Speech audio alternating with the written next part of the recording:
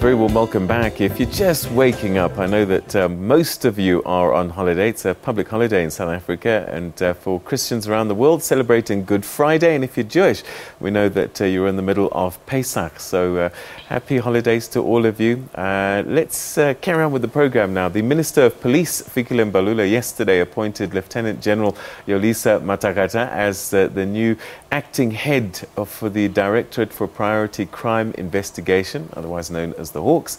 Matakata replaces Berning Ntlemeza following the ruling of the High Court in Pretoria on Wednesday that he should vacate his office with immediate effect. Minister Mbalula also reminded senior management of the DPCI that their job is to fight crime, irrespective of who commits the crime, their status is in society or the political affiliation. Now, to talk more on this issue, we're now joined by Mr. Vuyo, Mhaga, who's the spokesperson for the Ministry of Police. A very good morning to you. Thanks very much for joining us. Good morning, Peter. So a lot of things have happened very quickly in South Africa, and one of them, new minister in the Ministry of Police, and a new spokesperson for the Ministry of Police as well. So welcome to the program, and let's start by this withdrawing of the appeal that the former minister had attached himself to over the Ntlemeza dismissal. Why did the minister withdraw the appeal? I think when the minister arrived, the first thing obviously sought the legal opinion on the matter. And I think the advice really was that there's no chance, for us to win on this thing. But also we wanted to close that chapter. We really wanted to close that chapter so that we can focus on the business of the day. And I think that what basically informed it, to say carrying on, you'll have an organization that is more inward looking rather than to go out there and fight crime. So does that mean that Minister Nhleko got it wrong, because he would have got legal advice and yet he pursued this matter? Well, it depends really from the advice that you got, maybe that you might have had. It will obviously be different from what Minister Mbalula will have had. And obviously on the basis of what Minister Mbalula got, made the call, basically. Minister was also concerned about this constant being in the courts and litigating. Is this something that we're going to see less and less of as you focus inwards, as you say? Yes, definitely. In a couple of weeks to come, South Africans are going to start seeing the police really trying to fight crime, to bring confidence back in the South Africans so that they can feel safe. And that's the message that the minister will have told the top management of the Hawks, that we must start to pass crime both in the private sector as well in the public sector, irrespective really of who it is in society, the party affiliation, and everything basically around that. So our understanding is that General Ntlemeza leaves with his pension. There's no golden handshake or special deals. And he's looking to appeal to the Supreme Court. Now, that is something he does on his own accord. What does that mean for you, though? You've appointed a new acting head. Is that something he does on his own, and you're not expecting anything to come back to you? No, we're not expecting anything from our side. We've appointed the new head of the Hawks, and we're expecting her, plus together with her team, to start busting crime and corruption in this country, to bring back the confidence. What the former head is doing is really his private matter. We are proceeding forward to basically bring confidence in South Africans. Why Yolisa Matakata?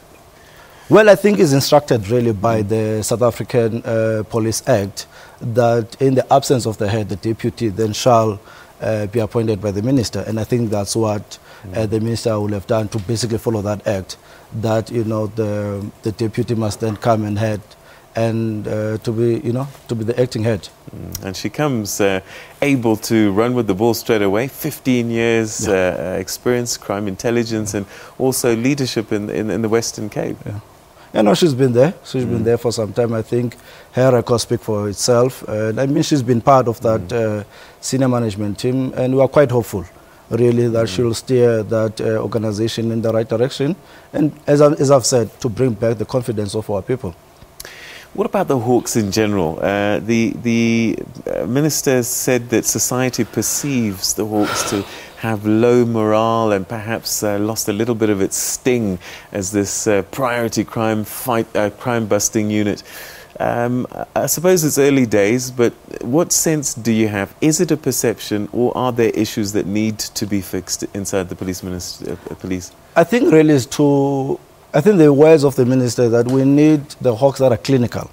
If you go to court, it must be an issue that you'll deal with, and you'll remember in the recent past. I mean, there was an issue that was involving the former minister Pravin Gordhan, and it just fizzled away. Those kind of things, they're very messy. So we want hawks that are very clinical. Go to court, win the case, proceed to the next issue, and that's a message basically that we want to send to them. And I suppose for the public, I mean, it's a concern for us when we see infighting. Yeah. You see Robert McBride getting embroiled with the Hawks, and then also this issue of Boysons in KwaZulu-Natal. Are we going to see a resolution to these kinds of things? Because as a public, we need for you guys to be working together. No, definitely, and I think that's a message. Last week, the minister will have met, what we'll call the meet and greet with the broader top management. This coming week, we'll be actually drilling down to meet each and every division and basically to say, this is a rule book, this is what is expected of you. We want you to focus, what is at hand, what is expected of yourselves, rather than really to be an internal issue that you're fighting. And I think, as I'm saying, in the next weeks or two, you will then start to see those organizations trying to gel, doing what is they are supposed to be doing. All right, we've run out of time, but very quickly, there are some cases that people are very interested in to see that there's progress made or not progress made. We need to kind of know that they're still on the burner. Rogue unit inside SARS, is that investigation still on? SABC Jonas, Deputy Minister of Finance, said that he was offered a bribe in brown bags. What is the status? Is this something that you continue to pursue? No, as I've said, that the minister will get the full brief. As I'm saying, in the coming weeks, we'll meet with different institutions, the Hawks, the IPs, everyone around, to get exactly what has been happening everywhere. And I think from then, we'll be able to tell South Africans that what is the plan and what is happening. Currently, we just met them, we greeted them and we said hello. You've just had a cup of tea, the first one. Definitely, yeah. We're going to have to leave it there. Thank you very much indeed. Congratulations and good luck with your appointment and this new journey. We're up to the job. Yeah. Thanks so much. Okay, thank you very much. All right, so that's the spokesperson for the Ministry of Police, Vuyo Mhaga, speaking to us about the new appointment of the acting head, Yolisa Matakata. Now we're going to take a quick break.